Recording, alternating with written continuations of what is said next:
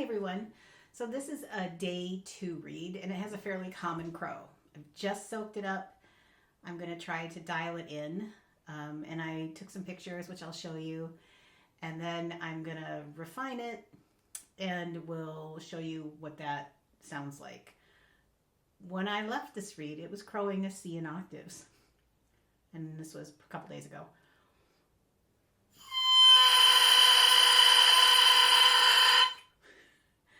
So, I mean, I don't mind that. As a day 2, it's flat, but it's got lots of vibration, and it's relatively stable within those vibrations.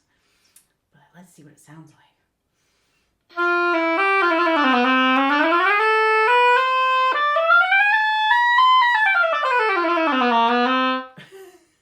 Pretty flat. But there's potential there. And what I'm going to try to do is not clip it. I'm going to try to do what I need to do by changing the blend and the size of the tip. So we'll see how that goes.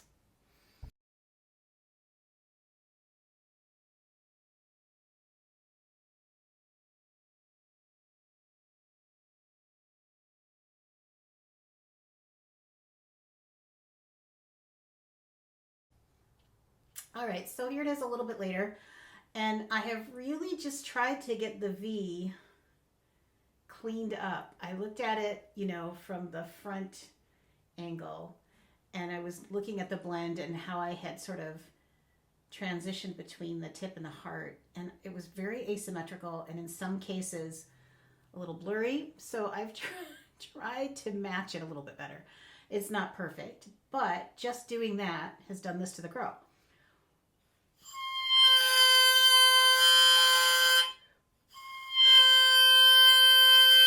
So it's raised the crow, it's cleaned out some of the garbage. There's a tiny little bird in there, which I'm not sure what that's about. Response is great, but it doesn't feel contained. It feels like I have to do the containing with my embouchure. I mean, I can make this read sound good.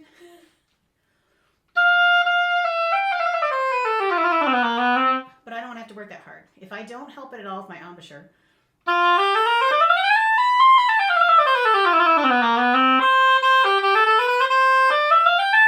it's a little too zippy and a little too bright and a little too spread. But I bet now when I crow it, it's going to be flat. A little bit, and the lows are kind of missing. I mean, they're there. I shouldn't say missing. They're not real strong. If I blow with a lot of air, they will disappear. Which means now I don't have the balance right between the heart and the back. So I'm going to kind of pinch the back, and I can kind of feel there's a lot of strength in there. This is that reeds and stuff gouge that I've been kind of playing with. I'm sort of finding my way with it. I'm not 100% sold that I like it as well as my old Gruff machine, but I'm learning. So anyways, I'm going to try the back and then I'll let you know what happens.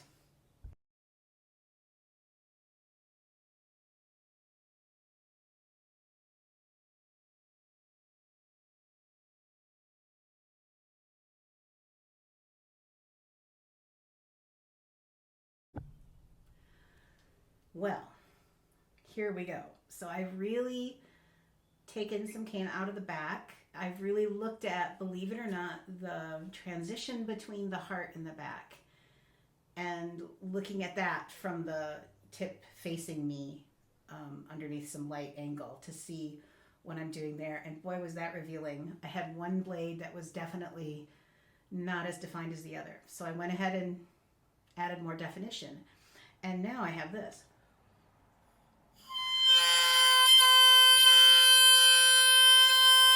I mean, that's pretty solid. It feels more contained.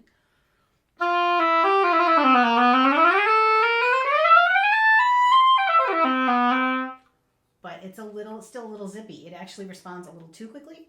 So, and it's still a little flat.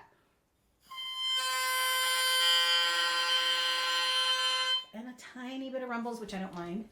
But now I'm going to go ahead and do the tiniest of clips. I can never clip on camera, so because when I do it crooked every single time. So I don't ever do that in front of you because I don't have a good setup for that. So I took the tiniest bit out.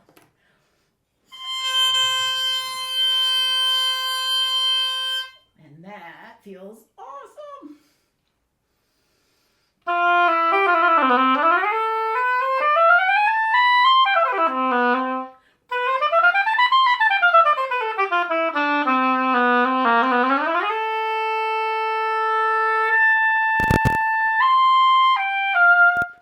Actually feels really nice.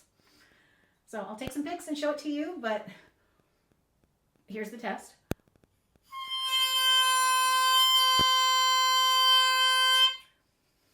I'll take it. I still kind of want the lows to be a little bit more stable. I might do just a little bit more in the back because it feels like I could. But I'm going to leave this one alone and see if I can play on it a little bit tomorrow at tomorrow's rehearsal. So hope that was interesting. I'll include the pictures in the video for those of you that are interested. All right, see ya. Okay, P.S. So I did a little bit more in the back, and this is why when you do too much in the back, it takes away from the freedom of the reed. And I guess that's how I think of it. The back can help contain a reed, but it can also really lock down a reed. So being very delicate about when you take it out of the back and where in the back that you take it and at what point in the process, I think is another mystery that we only learn as we make a lot of reeds. Because I said, I was going to take just a little bit more out of the back, which I now did. And now I have this.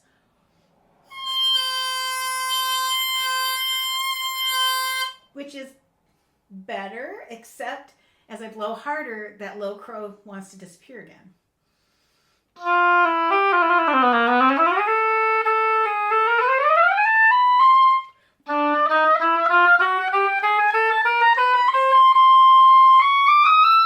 I mean, it's up, but now it feels to me a little too tight. So I'm going to go up and sort of undo some of that by dusting off a little bit at the top of the heart, and then I'm going to leave it alone. Really, I promise, I'll leave it alone.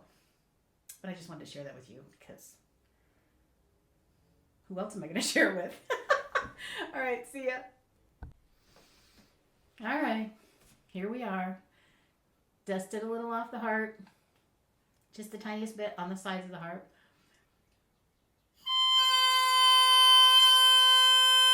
It's a little lower than I would want it to be, but I like the way it feels.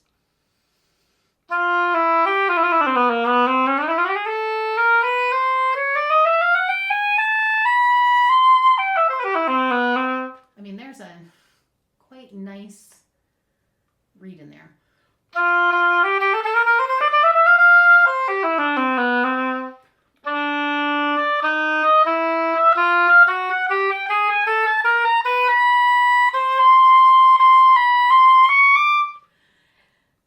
Different staples.